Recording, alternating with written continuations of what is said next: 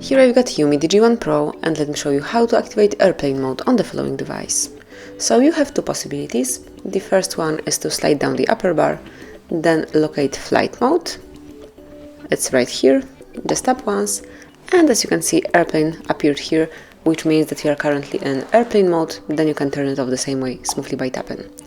Then the second method is to open this super mode through the settings. So at first you have to click on the settings icon, then go to wireless and networks, and then tap on airplane mode right here.